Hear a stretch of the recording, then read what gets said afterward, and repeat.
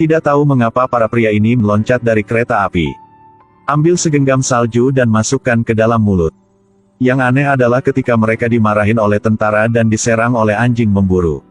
Orang-orang itu masih menentang segalanya. Karena mereka sangat haus. Pada Perang Dunia II, 1945, pasukan Jerman ditawan di Uni Soviet. Mereka akan diantar ke Siberia untuk pendidikan ulang. Lebih dari 1000 kilometer jauhnya. Jalan sangat jauh. Orang mati kedinginan, ada juga orang mati kelaparan. Bahkan ada yang jatuh ke danau es. Tapi tidak ada yang berani lawan. Selama perjalanan panjang dan lama itu, sebagian masih hidup sampai ke penjara. Benar-benar berbeda dari imajinasi. Penjara ini tidak ada tembok. Di sini hanya ada salju. Jika tidak punya makanan, melarikan diri berarti bunuh diri. Suhu rendah di bawah 40 derajat. Seorang tawanan perang karena menyembunyikan surat dari ibunya, dipaksa untuk membuka semua pakaian.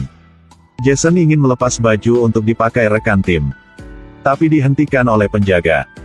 Dia tidak mengatakan apa, tapi mata yang sangat agresif. Selama 3 tahun, mereka bekerja siang malam. Tentara Jerman pemberani di medan perang. Sekarang berubah menjadi kerangka bisa gerak. Tapi Jason kemauan yang kuat selalu. Karena saudara jauh dari situ 14.000 kilometer. Sedang menunggu dia pulang. Jadi dia membuat rencana untuk kabur. Belum sempat senang 1 menit. Dia sudah ditemukan oleh penjaga. Dia dikurung di penjara terbuka. Dinginnya hujan membuatnya menggigil. Sipir membebaskan Jason. Hanya mengatakan 1 kalimat.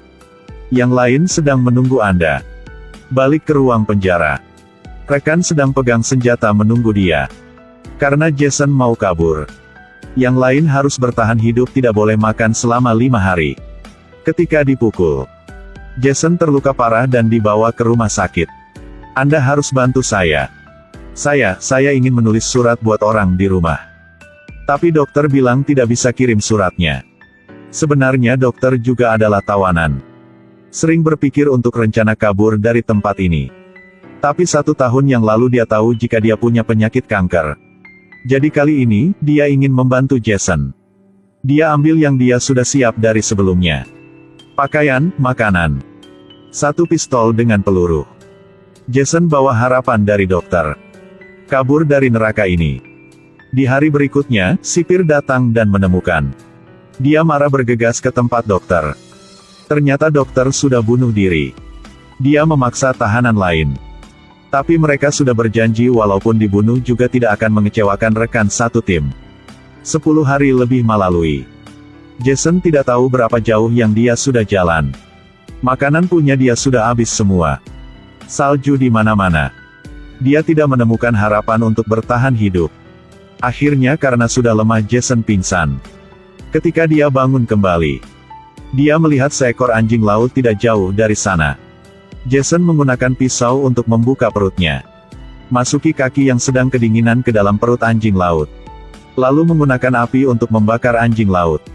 Pakai kain untuk menutupi luka yang sudah membeku. Minta maaf. Saya harus menggunakan lemak Anda.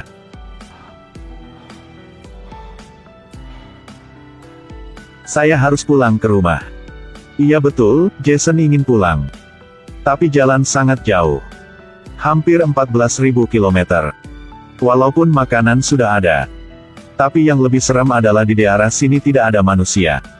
Ketika berangkat lagi, Jason harus ambil kompas untuk menentukan arah. Untuk mencegah diri memancarkan halusinasi. Dia terus bergumam. Hari itu, Jason tiba-tiba berhenti. Di depan dia muncul 1 pohon kecil. Tidak mau percaya. Langsung lari ke depan untuk pastiin. Ia tidak salah, itu adalah pohon asli. Dia bersemangat memeluk nyawa kecil ini. Ini mengatakan bahwa dia akan cepat keluar dari kutub utara. Tidak lama kemudian, Jason sudah masuk ke dalam hutan yang ada banyak pohon. Tapi sekarang ada badai salju. Berangin ribut. Membuat pohon tumbang di Jason. Untungnya ada 2 orang demam emas selamatkan dia. Dan biar Jason menemani mereka. Musim dingin pergi, musim semi datang. Ini adalah tahun yang kedua sejak dia kabur dari penjara. Henry omong sama dia. Jason tidak jauh dari rumah. Hanya 10.000 kilometer lagi saja. Mereka membuat satu kapal dengan kayu untuk lewat sungai. Tapi sampai ke air mengalir deras. Henry jatuh ke dalam air. Karena sangat bahaya teman tidak mau selamatkannya. Tapi Jason meloncat ke bawah. Selamatkan Henry. Teman sendirian ingin ambil semua emas kuning. Ketika Henry balik menemukan. Dengan cepat menembak membunuh temannya. Mulai sejak itu, Henry menjalani kehidupan yang tidak aman. Hanya emas yang membuat dia merasa aman. Ketika Jason tidak hati-hati. Henry serang Jason mendorong dia ke bawah tebing gunung. Ketika Jason bangun. Sekelompok anjing liar sudah targetkan dia. Jason dengan cepat naik ke atas pohon kering. Di saat bahaya. Suara pistol sudah selamatkan Jason. Yang bantu dia adalah masyarakat suku setempat. Mereka bawa Jason ke rumah. Dan biarkan wanita yang cantik dari suku melakukan rahasia leluhur untuk selamatkannya. Tapi berita Jason dicari sudah sampai tempat ini. Dia harus dengan cepat lari dari tempat ini. Sebelum pergi. Kepala suku berikan padanya sepasang anjing memburu. Dan kasih tahu bahwa mereka sudah selamatkan Jason di saat bahaya. 1 tahun kemudian. Jason tidak sengaja masuk ke pabrik kayu. You say that money can't buy happiness, hobby become to free fire. Tapi dia tidak mau masalah ini jadi besar. Pertama, orang itu atur Jason naik kereta pergi dari sini. Lalu baru saja mencela tindakan dia. Di kereta Jason baru bisa senyum. Tapi dia tidak tahu bahaya sedang menunggu dia di depan. Ketika dia turun dari kereta dia baru sadar. Di sana banyak prajurit sedang umpetin untuk menangkap dia. Dia pelan-pelan turun. Tapi masih ditangkap oleh sipir. Di saat itu, anjing bergegas ke arah dia. Menggunakan nyawa untuk panjangkan waktu untuk Jason bisa melarikan diri. Dia meloncat ke jembatan. Lalu menoleh. Meloncat ke satu kereta yang lain, berhasil lolos. Melihat roti yang wangi di pinggir jalan. Jason sangat ingin menggigit sekali. Tapi dia adalah tahanan yang kabur, 1 koin juga tidak punya. Hanya bisa terus berjalan kaki.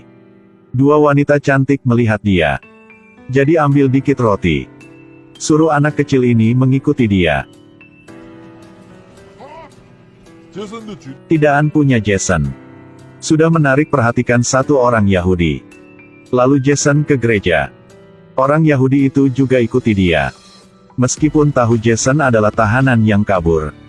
Tapi orang Yahudi tidak melaporkannya. Dibaliknya bawa Jason ke rumah. Kenapa Anda bantu saya? Anda ingin tahu kenapa orang Yahudi bantu orang Jerman? Walaupun orang Jerman membunuh saudara-saudara saya. Bahkan kebanyakan dari kami tidak tahu apa-apa. Jelas pasti Anda tidak tahu. Anda hanya ikuti perintah saja. Orang Yahudi bilang dia harus keluar sebentar. Suruh Jason menunggu. Ternyata orang Yahudi membantu dia membuat 1 paspor palsu. Jika ingin lewat pembatasan harus punya ini. Tidak lama kemudian, Jason sampai ke pembatasan negara. Dia ragu berikan paspor kepada orang. Prajurit membawa paspor punya dia pergi. Sepertinya curiga identitas punya Jason. 2 prajurit pegang pistol di belakang Jason. Bersiap-siap untuk bertindak. Jason sangat khawatir. Untungnya setelah diperiksa, dia dibolehin untuk lewat pembatasannya. Adegan melihat pintu itu. Dia menahan emosi, dalam hati sangat senang. Melalui jembatan ini sudah aman. Tiba-tiba ada cahaya yang sangat terang di depan muka dia. Jason berhenti. Orang yang muncul di depan dia adalah kepala sipir. Dia panik melihat di sekelilingnya. Kali ini sudah tidak ada jalan lagi. Jason berpegangan tangan dengan erat. Jalan dengan jarak jauh 14.000 km. Sudah tidak ada artir lagi. Tapi di saat itu, kepala sipir tiba-tiba kasih jalan. Jason tidak percaya dengan mata sendiri. Tapi dia masih mau lewat. Ketika lewat kepala sipir hanya mengatakan, kemenangan adalah milikku. Meskipun dia tersentuh oleh semangat pantang menyerah Jason. Memilih untuk lepaskan Jason. Tapi sebagai orang Jenderal, dia adalah pemenang pada akhirnya. Jason tidak peduli siapa menang. Sekarang hanya ingin kembali ke rumah. Berapa hari kemudian, ketika anak dan istri sedang di gereja, tiba-tiba anak merasakan sesuatu. Dia menoleh, melihat ke belakang. Anak dan sang ayah saling berpelukan. Perjalanan panjang dengan darah dan air mata. Depan keluarga dia. Semua berharga. Film berakhir di sini.